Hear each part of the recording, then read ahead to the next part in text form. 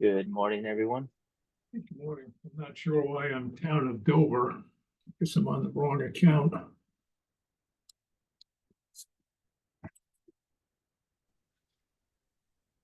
Hey, everybody. Hey, Michael. Morning, Michael.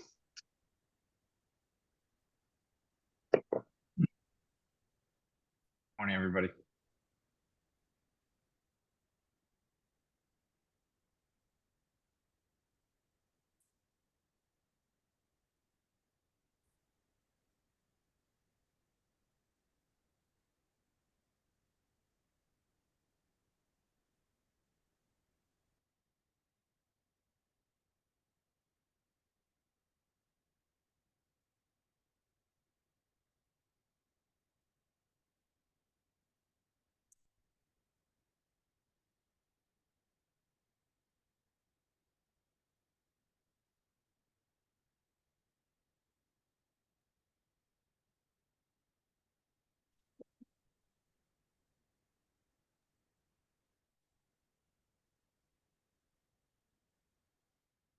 I'm glad I'm not the last one.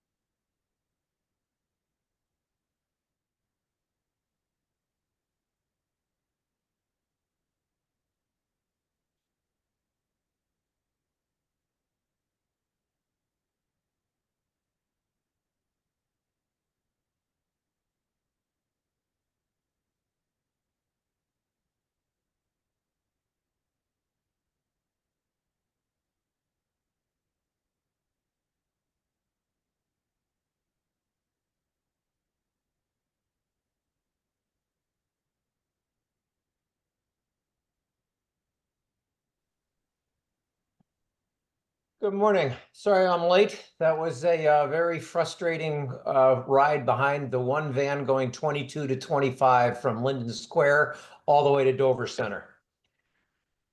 Yeah, don't you hate it when that happens? And it always happens when you're late. It Only never when fails. you're late. Only when you're late. I mean, I'm usually zipping right through. You can go 30, 35, no troubles. Anyway, I'm here. Nice. With elevated blood pressure, but here. No, not at all. No. No coffee required. Well, while you are getting situated, Dave, I'll just do the preliminary so we can get underway. I think this is going to be very easy this morning. Thank you, everyone. And we are going to begin the meeting, the Board of Selectmen meeting of August 7th, 2024. The meeting of the Board of Selectmen is being conducted remotely, consistent with the governor's issue of March 2023. Individuals wishing to participate may do so utilizing the Zoom video conferencing. Please note that the meeting is being recorded, shared live on Facebook, broadcasted on Dover Sherburne Cable TV. Accordingly, please be aware that others may be able to see you. And take care not to share your screen. Anything you broadcast will be captured and recorded. Please remember to mute your computer. And when you're asked to speak, identify yourself. As a preliminary matter, just going to make sure we're all here and that we're all recorded. John Jeffries, Chair, Robin Hunter. Present. And Dave Haviland. Present. We have Chris Costello. We have Michael Blanchard from Colliers, Al and Iggy, and Dick Malcolm from the building committee. So Chris, because it's a scheduled meeting, are there any citizens speak requests, petitions? Good morning. No requests beforehand, and I'm actually not seeing anybody else on the call, so I think we're good. Terrific. We're going to move right to the first item on the agenda, which is a discussion and a vote regarding the approval of an agreement with Oakers Technology for audiovisual equipment installation, programming, and training for the community center. Mass contract 50. Dick Malcolm is here. Dick and I attended a meeting yesterday with Al and Iggy and all the other members of the Tuesday morning scheduling and update meeting. Dick, is there anything other than Robin and Dave have heard the preliminaries of Okers and the technology and the request? Is there anything that you would like to add to the request? No, not unless there's some questions. Al or Iggy, is there anything that you would like to add just with regards to the scheduling or the, just we're all aware of the urgency of this particular matter? Nothing to add. I just I did put together a memo with a Collier's approval recommendation for the AV vendor, and so I'm not sure if you guys had a chance to look at that, but I do have it on my screen and I can share it if needed. Dave, Robin, Dave, I've seen it, and I've been in deep discussions as has Dick with Iggy and the contractors over the past couple of weeks with regards to this. If either of you have any questions, I'm sure we could answer or they could answer. Right. So I have just a few questions, but I also think to the benefit of anybody that may be watching this recording, it would be helpful to maybe just set the stage with some background information. Unfortunately, not everybody watching has the benefit of attending the meetings or sitting or reading your memos. So if somebody could just give, a really short summary of what we're approving, why we're approving it, why the recommendation. I know you're rehashing everything that you've already provided, and then I can ask my one stupid question. And maybe Dave has more questions. I do have an overall question that came out of the meeting that the building committee had on this, which is to have someone with the requisite knowledge of the facility and the requirements to ask the questions, do we really need everything? And that was my question. Because the building committee was going through all that, and I guess I certainly am not qualified even to comment on it. But if someone like Chris, who is more technology savvy, could maybe sit down with Dick and whoever's appropriate, just to double check before Okers goes and buys, do we really need, I think it's 3 large screen TVs in that facility? We might need 4. But the point is a fresh look, making sure that we're not buying things that we're never going to need. And then the second really good point that came out of Dick's meeting was to make sure that whatever we do procure for the building, we have many people who are fully trained to know how to use it. So if 1 or 2 people leave, we all just don't sit there and look at each other going, how do you turn that on? So between the park and rec people who will be running it, Chris, probably Carl, and maybe 1 or 2 others as appropriate. Again, whoever, Mike and Dick and park and rec, whoever they deem appropriate. I just think we need to err on the side of caution in terms of more people knowing how to do everything versus less. So if all of a sudden 1 or 2 people leave, we're just not totally in a lurch. Right, and the only thing that was going to be my comment, and the only thing I would have to add is I know from experience in offices where we got state-of-the-art technology, it was so complicated that at the end of the day, we landed up buying, cameras that people knew how to use. So, Exactly.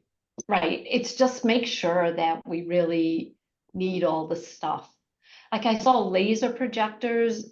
Are people still using projectors? Because now every time I go into conference rooms, it's more these really large screen TVs, because you can get really large TVs for almost nothing.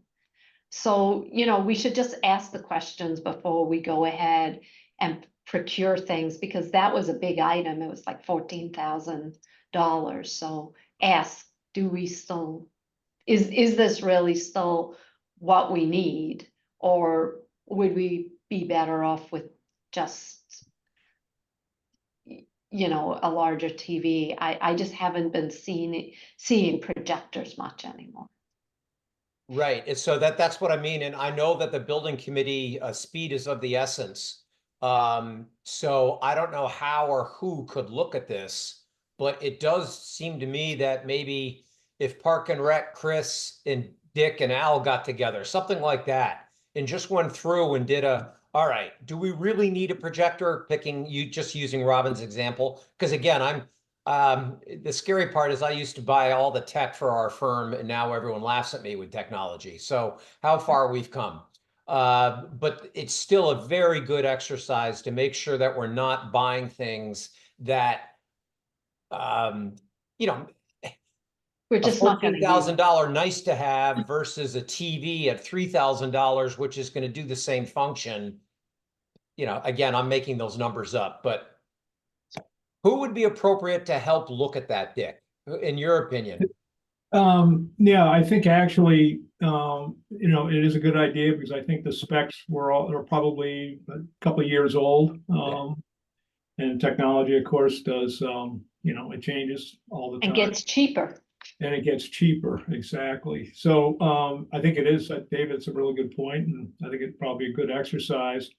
And we would, you know, besides obviously Collier's, you know, Chris, you know, from the town, and the Council on Aging and Park and Rec, also the architects, and obviously Okers is what, you know, if we decide to run with Okers, have Okers at the table too, for their knowledge on all this stuff.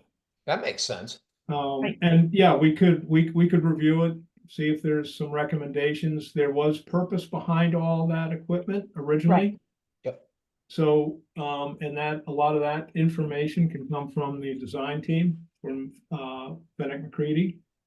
So they can illuminate us on, you know, the whys of what was selected. Especially because they did meet with all the you know, the groups that would be meeting, you know, be using these meeting rooms, and heard their you know, their what they might be doing in those spaces, and planned accordingly with the AV. Right. So that's how the list got established originally. So let's see where we're at now, Right. as far as technology, and see if there's some value engineering that we can get out of this. Yeah. Right. And Dick, I'll just jump in. So not with that specific intention, but there was an opportunity that Chris, Mark from Park and Rec, and Janet from Council on Aging, I think Al, met with Okers. They refreshed the quote, given it was 2 years old, looked at the technology. Okay. However, you know, I think everyone did what you're asking, but kind of informally. I think it makes sense to do one more pass, though, with a real specific purpose of, hey, we just want to verify we still need all this, it's the right equipment. Right. I do know, Robin, to your point, the community room, and Al, you can correct me, I believe the screen is very large. Yeah. Okay. And it's you know, so it's the idea is if you were having a larger meeting, it's bigger than a TV. So that's why that room has a projector versus the Okay. other rooms, you know, a bigger TV Right. is sufficient for the size. Right. But just to address that, but I think we could do a more purposeful review, even though I do think we've done it, we'll do it more purposefully before any orders are placed, Dave, to your point. I mean, not that this is the way we should go, but there are lots of large conferences that I go to that have two very large computer screens. So, you know, showing the exact same thing. I don't know that that's the answer, but I think it's only because the quality is really phenomenal when you have it that way. I don't say that that's the answer, but I just think we should, you know, maybe if we could even go to a facility that has one of these projectors just to see what it's like. But, you know, from my perspective, I would be happy to approve this with the caveat that we would do one last look of value engineering and make sure that this, you know, because you know, I would certainly we definitely need AV, we need the wiring, you need all of this stuff. So Robin, Exactly. here, this is the issue. All these comments and suggestions are great. Thank you both. for this. Dick, thank you for the insight, and Chris, the fact that we've gone through and done a little bit of these rethinks and fresh and refresh, if that's the maybe the right word. From Al and Iggy's perspective, what happens on the Tuesday meetings and what we are repeatedly dealing with is we have no time to waste, and timing is of the essence. And here's why. Everything's connected and everything is coming really fast. And the connecting word is not a pun intended. It's actually all connected. So Al and Iggy are getting pressure every day by the contractor and all of their subs. The contractor does nothing. The subs do everything. They need to have literally every dot connected so that, even Robin, to your point, if we used the TVs versus the screen, the room that this is going in is called in the plans a multifunction room. The screens were designed so that you could literally have a business meeting or have a kids party or screen a movie, and all of the screens can be used in different areas. So remember, it's not a conference room. It's a multifunction room that's going to be designed with many different users, many different people using it and for purposes. So it's got to accommodate a lot of different things, and then work that back to what Dick and I heard yesterday from Ed Tobin and from his team is ADA compliant. Everything, all the electrics and the mechanics and all the things that Oakers is giving us has to be built in to be ADA compliant. So a person in a wheelchair has to be able to operate the screen or the TV, whatever it is that we're putting in. So there's so many different layers of complexity that oftentimes, Robin and Dave, we're not going to have time to go back and re-engineer to be able to keep Ed and his team on track so we don't fall further behind. And Al or Iggy, if you want to jump in at this point and just to reiterate or let comment on that part of it, I think it might be helpful. Yeah, I could add a couple of sentences on just the schedule. So right now, all of the rough mechanical, electrical, plumbing systems are going in. Now that all of the framing, it's for the most part complete, except for the second floor of the 1910, where it's well underway. The contractor is getting ready to get all of the rough inspections. Once the rough inspections are complete, they basically want to close up all the walls. And what we were hoping for is to get Oakers, or if we they'll proceed with them, to get them out there as soon as possible so they could take a look at the building right now that it's all open and everything can be seen. I already scheduled a meeting with Oakers on site on Friday at 9:30 in the morning. So even before having their proposal signed, they have been working with with the project team since design years. This goes back over 2 years ago. And at the time, this is another item that I wanted to add a little bit of color on. And Dick, you hinted at this. All of the equipment that is in this proposal was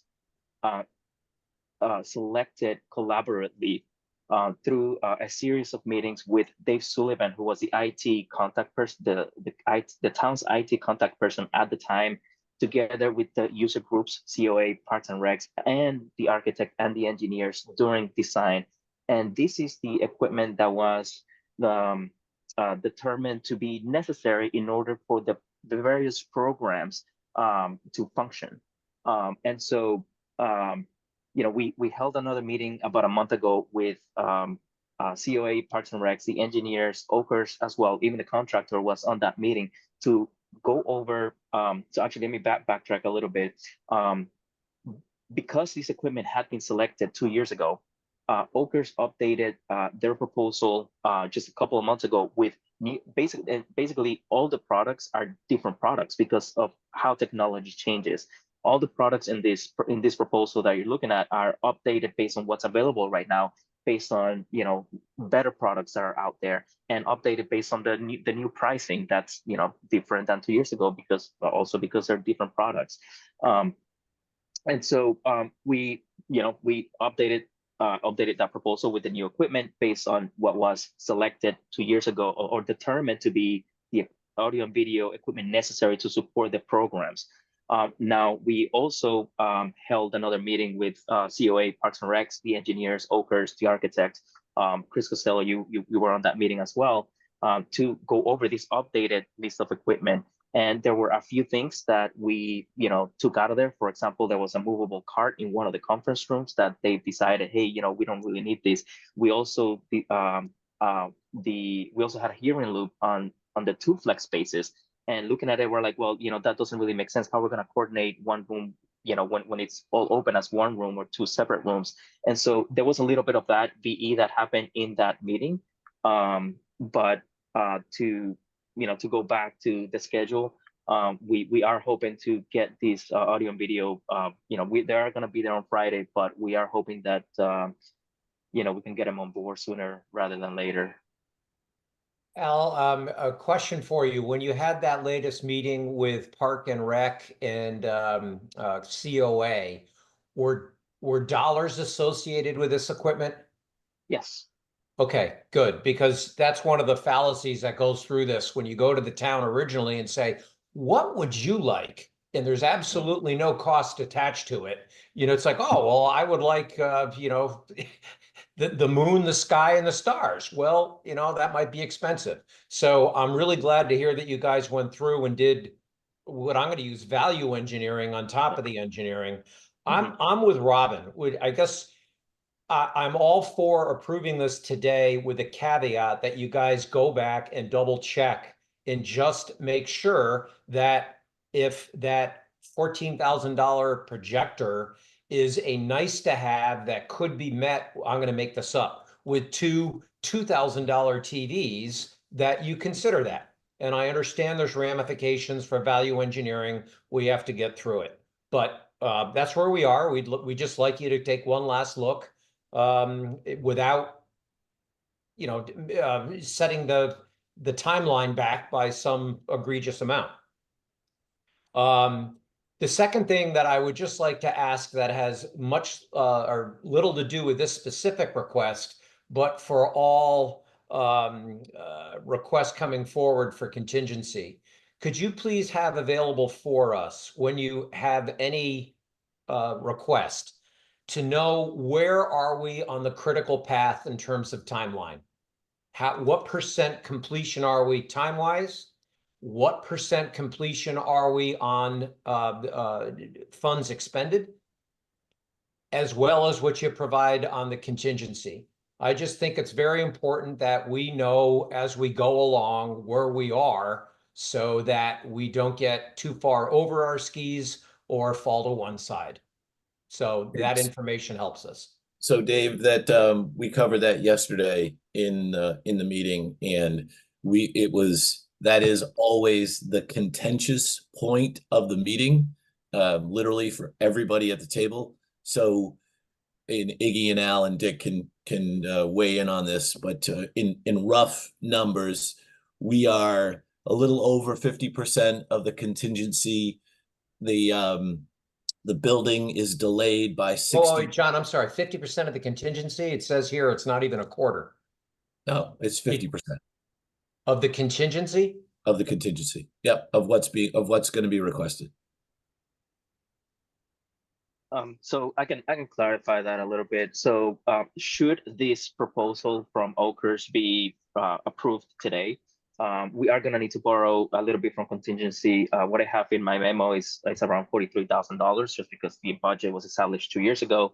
And should we approve this this proposal here, we would have expended about 24% of our contingency. And then Al, with the rest that's projected coming, we're at about 870,000. Is that correct? If you give me a minute, I can pull up that figure. Again, I'm not worried about it for today, John, because Okay. it's kind of separate. This is Yeah, a separate contract. That's not, yes, it's coming from contingency, but Yeah. also for those who are watching the recording, what happened here is this is off a state bid list. And the original quote was pre-COVID or during COVID. And now the state bid list, all the equipment, which everyone is going to have the same price for, has gone up post-COVID. So that's one part of the overage that everyone just needs to know about. That's why the bid went up and we're tapping into contingency. But it would go up for every bidder. Is that correct, Al? Or I'm sorry, could you repeat that your question again for me? so if you're Yeah, that's correct, David. Yeah, that's okay. Sorry, Al, I didn't mean to put you on the spot. So I just wanted everyone to understand why this is the contingency is what it is for this meeting. But when it is a PCO, a true PCO, if the first pieces of information are what is the percent complete on the critical path timeline, and what is the percent complete to budget? How much have we spent of the overall budget? Just so we know where we are. I mean, if we've spent 20% of the budget and 80% of the contingency, Houston, we have a problem. If it's 80% and 80%, we're okay. It is what it is. But we need that information to make an intelligent decision. That's very easy for me to do. I can just add it to the table that I typically include in our memo, just a couple of lines that show that information. And I would say, well, while I was able to pull up here what we're forecasting for contingency expenditure based on worst case scenario, everything that's potential right now, and I'm looking at about 32%. Based on all the information that I know right now. Used or left? Forecasted to be used. Okay. 32%. All right, that's a lot better than 50%. So sorry, John, but I like Al's numbers a lot better. I like Al's numbers a lot better, Dave. I factored in the percentage that I think that let's just say in my math, we're going to be closer to 50 than we are to 32, but that's okay. Again, I appreciate that, John. Thank you. I was kind of quipping, but the point is that as each PCO batch comes through to us for approval, we will be able to judge where we are. And that is either going to lead to massive comfort or some discomfort, but at least we'll know, because there's nothing worse than not knowing. Anyway, I'm ready to vote, John, if you are. I mean, I wouldn't need to prolong it. I appreciate the discussion so far, but I'm ready if Robin and you are. I'm ready. Dick, you want to add something? Yeah, I just wanted to add that, just going back to the add of contingency for this particular PCO for bringing Okers on board, the net is a $15,000 draw to the contingency, because we had a savings on the IT. That came in under budget. The AV is over budget. It's netting out at about $15,000 over the budgeted amount. So I think it's just be clear, we're somewhere in that. It's about $15,000 hit on the contingency for bringing Okers on. Thank you, Dick. That was an important reminder. Yes, agreed. Dave, Robin, I'm going to give this motion a try, and if the wording is not right, we can amend it. I move to approve the agreement between Okers Technology for audiovisual equipment installation, programming, and training for the community center, Mass Contract 0050, contingent upon a review for availability and acceptability. A final review. Final review. Yeah, final review. Well said. Michael, is that language okay with you? Yep, absolutely. And I'll work with Al just to make sure that happens, immediately. Right. Great. And ask I'll for a second second. that. All in favor? Aye, John Jeffries. Aye, Robin Hunter. Aye, Dave Howland. Excellent. Thank you. Thank you, everyone. Yes, thanks all very much. Thank Thanks, you. everyone. Bye-bye. Appreciate it. Bye. Oh, do we need to adjourn? Oh, yeah, we Oh, need yeah. to Motion adjourn. to adjourn. Seconded, Second. all in favor? Aye, John Jeffries. I, Robin Hunter. Hi, Dave Haviland. Bye You would have now. had to dial back in to adjourn. Now you can hit the little red box. Yeah, I almost exactly. did that. Yeah, All right, exactly. thanks, everyone. Yeah, goodbye. Bye. Thank Bye. you, Dick. Thank you very much.